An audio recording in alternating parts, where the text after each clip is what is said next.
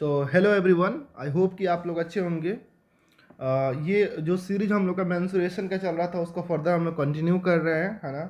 तो जैसे कि क्वेश्चंस पे हम लोग बोले थे कि आज डिस्कस करने वाले हैं, पर हम देख पा रहे हैं कि कुछ क्वेश्चंस जो है, जैसे कि अगर आप देखोगे जो कॉम्पिटिटिव जो हम लोग के एग्जामिनेशन है, ठीक है, उनके बारे में अगर हम बात करें तो आपको जैसे कि पता है कि कंपटीशन में कुछ क्वेश्चन थोड़ा कॉम्प्लिकेटेड आता है, ठीक है। जैसे कि ऐसे दे सकता है, आपको एक ट्रायंगल दे देगा, है ना, उसके अंदर एक सर्कल दे देगा, है ना, उसके अंदर एक स्क्वायर दे देगा, है ना।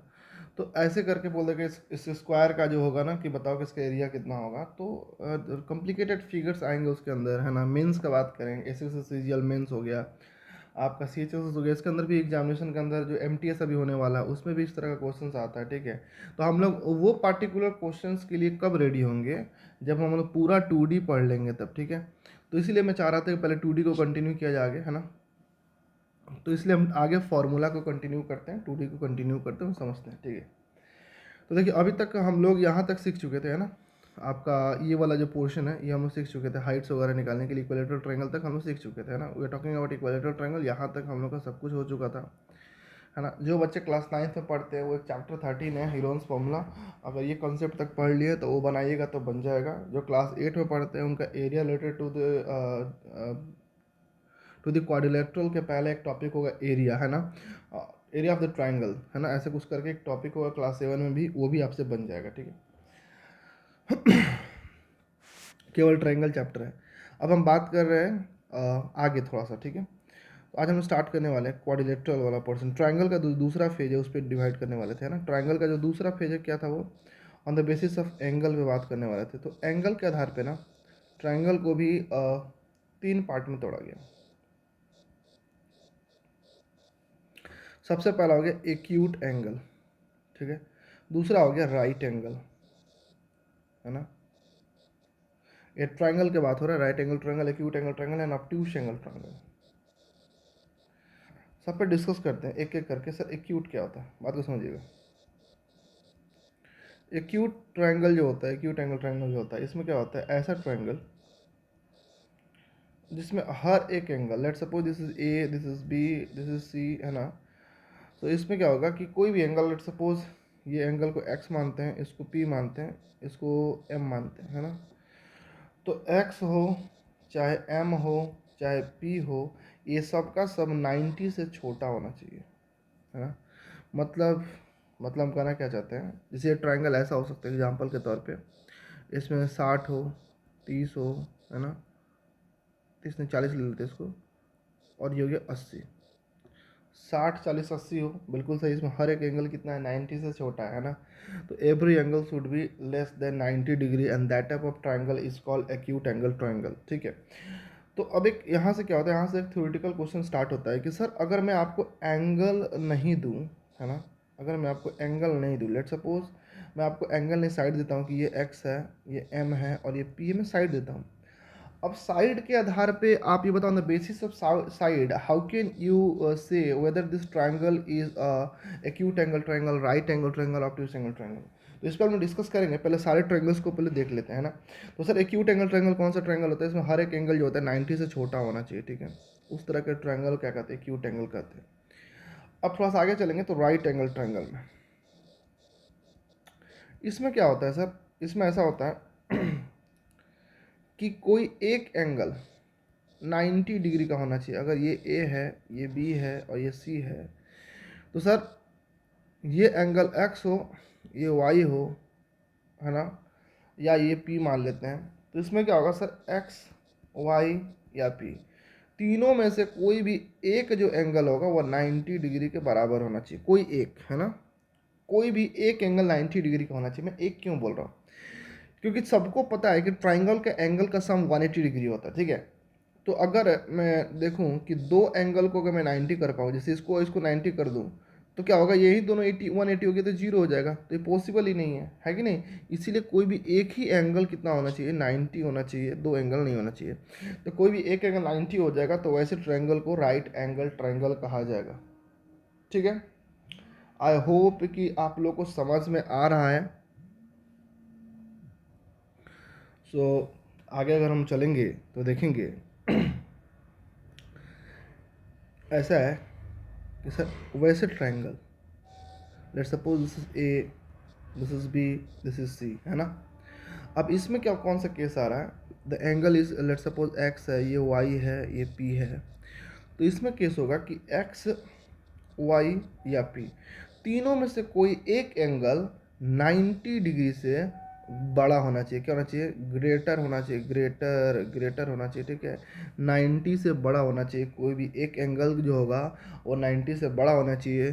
सपोज अगर x है तो x का बात करें तो वो 90 से बड़ा होना चाहिए, या फिर मैं अगर बात करता हूँ y तो वो भी 90 से बड़ा होना चाहिए। कोई भी एक एंगल 90 से बड़ा होना चाहिए, and that type of triangle is called obtuse angle triangle, ठीक है। अब यहाँ से केस स्टार्ट होता है, कौन सा केस स्टार्ट होता है, से यहाँ से एक स्पेशल केस स्टार्ट होता है, व्हाट अबाउट द साइड।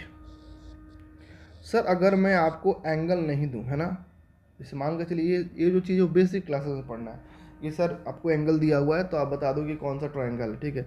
अगर एंगल नहीं दिया है, अगर मैं आपको साइड दे दूं, है ना, लेट्स सपोज मैं रैंडम से ट्रायंगल देता हूँ और मैं बोल देता हूँ ऐसा है कि ये साइड है आपका 3, ये 4 और ये 5, है ना। और मैं पूछ रहा हूँ कि बताओ ये ट्रायंगल अब कौन सा होगा, है ना, ये एक्यूट होगा कि ऑब्ट्यूज होगा कि राइट होगा। तो there is one definite rule, है ना। वो रूल क्या कहता है ना। रूल ये कहता है, let suppose there is a triangle A B and C, if C is greatest side, है ना। मैं बताता हूँ कि ये अगर ग्रेटेस्ट कोई साइड है, मतलब सबसे बड़ा साइड को मैं सी मान लिया, ऐसे मैंने मान लिया कि सी सबसे बड़ा है ना, मतलब ए और बी में जो सी है ना, ए बी सी में जो सी है वो सबसे बड़ा है, सबसे बड़ा, ऐसे मैंने मान लिया, ठीक है। अब इस केस में क्या होगा, मेरी बात को ध्यान सुनिए। अब इस केस में क्या होगा, अगर A square plus B square is greater than C square होगा, is greater than C square होगा, तो ये ट्रायंगल होगा ऑब्ट्यूस, है ना। अगर A square plus B square is less than C square होगा, तो ये ट्रायंगल होगा एक्यूट।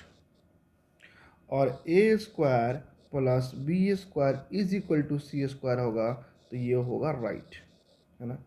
तो ये एक स्पेशल क्रिटेरिया है कि हम साइड के आधार पे कैसे डिवाइड कर पाएंगे कि कौन सा ट्रायंगल जो है वो क्या है, कौन सा ऑब्ट्यूस है, कौन सा एक्यूट है, कौन सा राइट है। तो ये कंडीशन है। लेट सपोज जो आपको ऊपर क्वेश्चन दिया गया था क्या था, 3 4 5 था, तो अगर हम यूज करेंगे तो 5 सबसे बड़ा साइड है, तो 3 का स्क्वायर प्लस 4 का स्क्वायर निकालो और 5 का स्क्वायर अलग से निकालो, तो 3 का स्क्वायर हो गया 9, 4 का स्क्वायर हो गया 16, दोनों को जोड़ दिए तो आ गया 25, 5 का स्क्वायर होता है 25। अगर ये बराबर आ गया तो बराबर वाला कौन सा केस था, सर बराबर वाला केस में हम इसे राइट ट्रायंगल कहते हैं ना, राइट एंगल ट्रायंगल कहते हैं।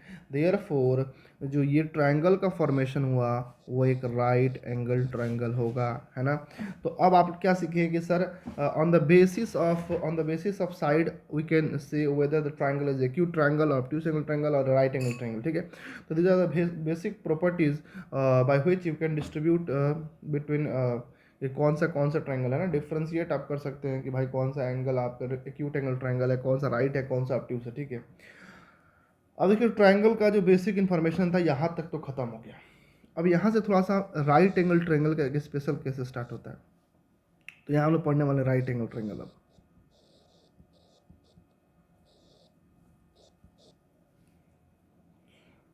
तो अगर राइट एंगल ट्रायंगल के बारे में कुछ पढ़ना चाहते हैं, है ना,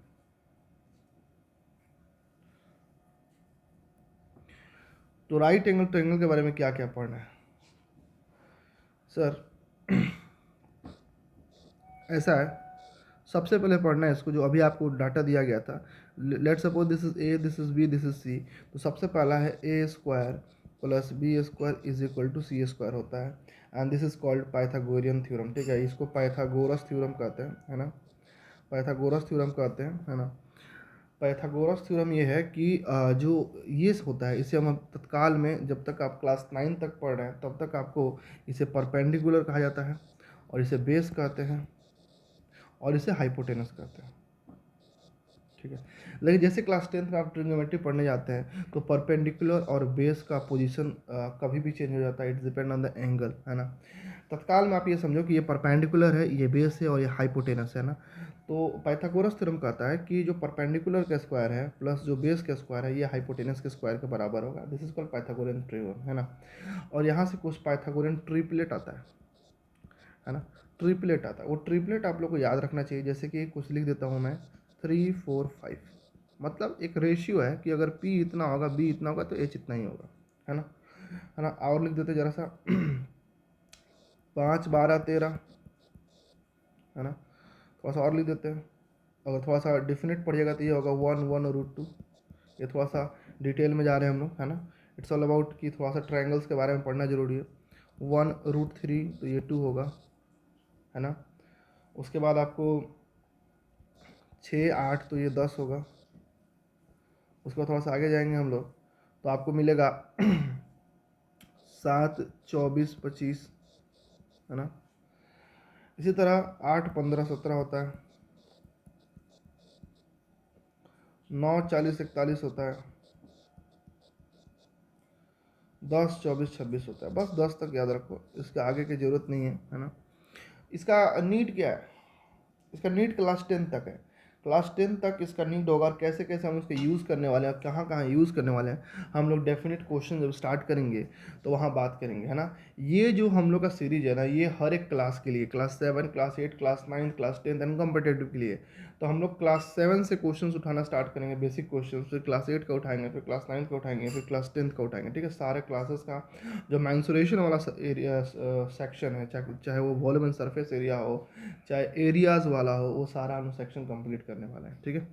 आई होप कि आप लोगों को समझ में आ रहा होगा। ट्रायंगल चैप्टर खत्म होते ही ट्रायंगल का सारा क्वेश्चन हम लोग हर एक टाइप पे डिस्कस करने वाले हैं, ठीक है। तो अब थोड़ा सा आगे चलते हैं। ये आप लोग को याद होना चाहिए, इसका यूज़ होने वाला है ना।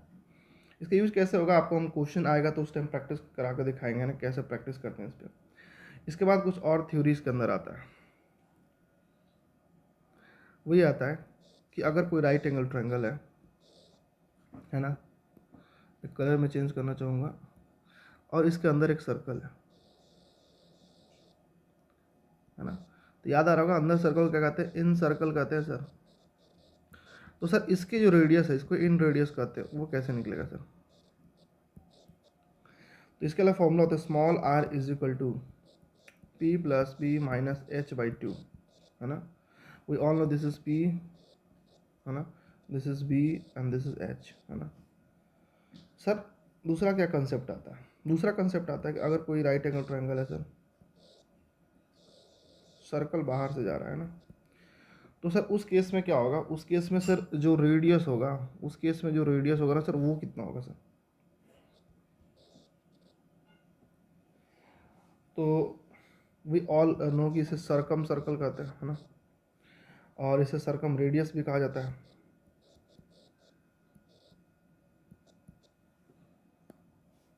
स्पेलिंग थोड़ा सा मिस्टेक होता है ना।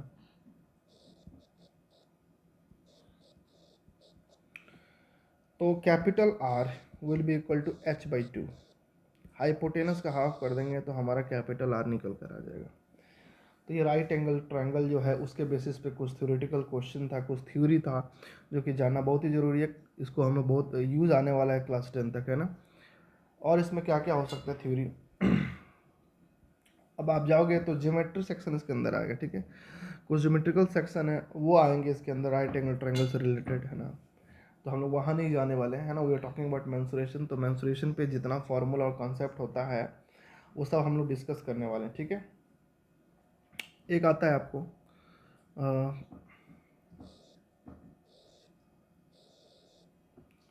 ये जनरली किसी भी ट्रायंगल के लिए आता है ना। ऐसा होता है कि मीडियन, मीडियन सबको पता है मीडियन क्या होता है। मीडियन क्या होता है, मीडियन वैसे लाइंस होते हैं ना ABC, जो कि ट्रायंगल को आधा आधा में तोड़ देते हैं। ऐसे कोई लाइन ड्रॉ करेंगे ना तो ऐसा होगा कि ये और ये दोनों बराबर भाग में टूट गया, इसको मैं D मान लेता हूँ, है ना। तो उसे मीडियन कहते हैं। तो क्वेश्चन आता है कि 3 मीडियन ड्रॉ किया गया है ना, ये बच्चे डिस्टर्ब हो जाते हैं क्वेश्चन पे। Late suppose this median is M and this median is P and this median is क्या मान लें, R मान लेते हैं, है ना। ये 3 मीडियन M P और R दिया गया और मुझे इस ट्रायंगल का एरिया निकालना है। तो कैसे निकलेगा, तो इसके लिए देखिए फॉर्मूला ये होता है, सबसे पहले आप निकालेंगे S M, semi median, that will equal to M plus R plus P by two. उसका आप एरिया का फॉर्मूला यूज़ करोगे एरिया के लिए, 4/3 under root S M minus, पहला क्या है एम है तो एम ले लेते हैं, दूसरा क्या होगा एस एम माइनस आर, वही थोड़ा थोड़ा हीरोन फॉर्मूला टाइप का आप लोगों को लग रहा होगा, एस एम माइनस पी, है ना। So this is the formula by which we can find the area of any triangle in which the median is given, है ना। अगर मीडियन गिवन है तो उसका एरिया कैसे निकालेंगे, ये उसके लिए कॉन्सेप्ट है, ठीक है। देखिए अब ये जो हम बता रहे हैं सब बेसिक चीज़ नहीं है। अब देखो, अब आप सोचोगे कि ये वीडियो केवल क्लास 7 तक लिमिटेड है, तो नहीं भाई, 7, 8, 9, 10 हम थोड़ा थोड़ा लेवल इंक्रीज करते जा रहे हैं, ठीक है। और थोड़ा सा आगे चलेंगे इसमें। अब क्या होगा, let suppose there is a triangle in which the perpendicular bisector is given. Perpendicular bisector क्या होता है सर, वैसा लाइन जो है ना, वैसा लाइन जो 90 डिग्री का हो और इक्वल पार्ट में डिवाइड करे, उसे हम परपेंडिकुलर बाइसेक्टर कहते हैं ना। If you have a triangle A B C in which 3 perpendicular, है ना, is given, let suppose this is P1, ये जो है वो P1 है, दिस इज P2, और मैं इसका नाम ले लेता हूँ P3। ऐसे मैंने तीनों परपेंडिकुलर का 3 नाम मैंने रख लिया, ठीक है, P1 P2 P3, है ना। अब अगर ऐसा है तो आपसे पूछेगा बताओ कि इसका एरिया कितना होगा, तो कैसे निकालोगे। तो सर बहुत ईजी है सर, सबसे पहले मैं इसका साइड निकालूंगा। Let suppose we are talking about equilateral triangle, हम लोग इक्विलैटरल ट्रायंगल के बारे में बात कर रहे हैं ना। तो इक्विलैटरल ट्रायंगल के बारे में बात कर रहे हैं तो यहाँ से कैसे निकलेगा, मैं मान लेता हूँ कि ये जो ट्रायंगल इक्विलैटरल ट्रायंगल है, मतलब सारे साइड्स ए हैं, है ना। आपको पता है इक्विलैटरल ट्रायंगल का साइड्स क्या होता है, ए होता है। मैं दूसरा कलर लेता हूँ,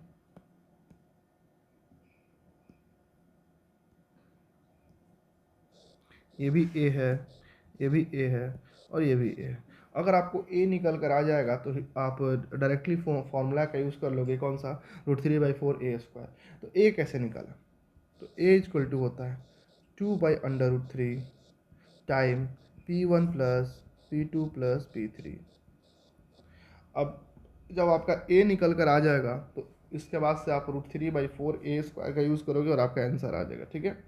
तो ये कब का यूज़ है, जब सर अगर हमें परपेंडिकुलर गिवन हो, क्या गिवन हो, परपेंडिकुलर अगर गिवन हो ना, तो उस केस में आप कैसे एरिया निकालोगे जो ट्राइंगल है उसका। तो ये रहा उसका फॉर्मूला, आप साइड निकाल लो, साइड निकल गया तो आपको क्या होगा, आप उसका एरिया निकाल सकते हो। एंड डेफिनेटली ये जो क्वेश्चन होता है आपके इसी केस में पूछता है ना, या आपका इक्विलैटरल ट्रायंगल के ही केस में पूछता है, स्केलन वगैरह में नहीं पूछता है ना।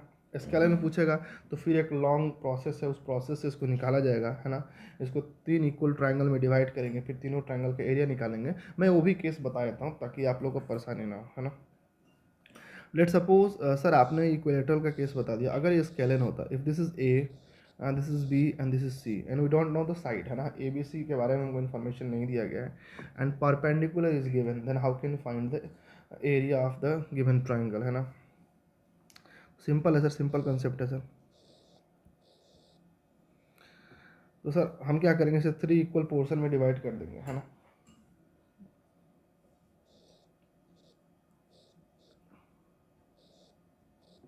है ना। अब परपेंडिकुलर, तो हमको पता चल जाएगा कि आपको लेट सपोज मैं दूसरा कलर यूज़ करिए, थोड़ा कॉम्प्लिकेटेड थ्योरी हो गया यहाँ पे, मैंने उठा लिया तो बताऊंगा ही, लेकिन थोड़ा कॉम्प्लिकेटेड हो गया आप लोग समझने के लिए, देखिए बात को समझिएगा।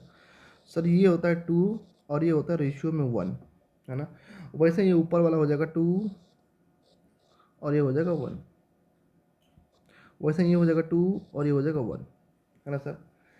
तो सबसे पहले हमको गिवन परपेंडिकुलर होगा, तो परपेंडिकुलर के आधार पे, है ना, पर on the basis of perpendicular we can find, अगर ये सपोज करो ये परपेंडिकुलर गिवन है तो मुझे ये वाला साइड ने ये वाला वैल्यू में निकाल सकता हूँ, ये 1 वाला जो वैल्यू वो निकाल सकता हूँ।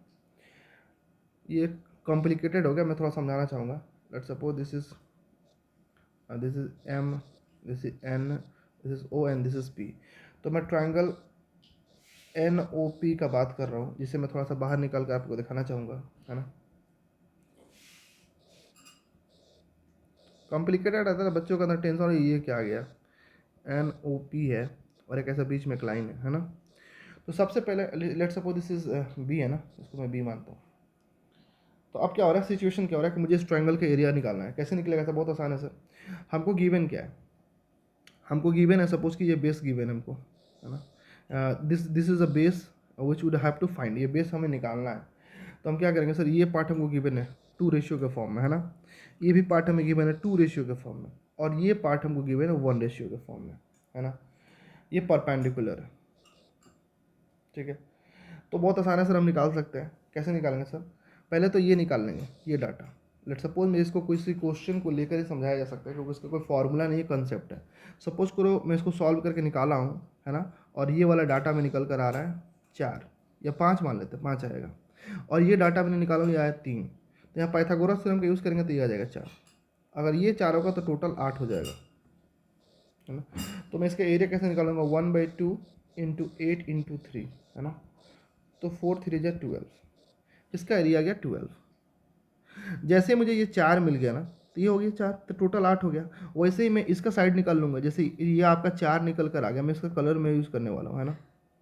तो बात को समझिएगा, देखिए सपोज़ कीजिए कि मैंने डाटा लिया है ना, कि अगर टोटल डाटा, मैं एक क्वेश्चन लेकर आपको समझाना चाहूँगा ताकि ये और अच्छा से क्लियर हो। लेट सपोज हमें एक ट्रायंगल दिया गया है जिसमें 3 परपेंडिकुलर दिया गया है ना। मैं परपेंडिकुलर डाटा को उठाऊंगा ऐसा जो सेटिस्फाई करे, है ना, क्वेश्चन ऐसा उठाऊंगा सेटिस्फाई करे। ये सपोज करो कि ये 5,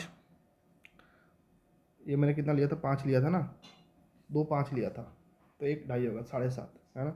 मैं ये परपेंडिकुलर 7.5 ले रहा हूँ, और ये परपेंडिकुलर मैं कितना ले रहा हूँ, 1 3 है ना, 1 3 है तो 3 9 होगा, ये मैं 9 ले रहा हूँ, ठीक है।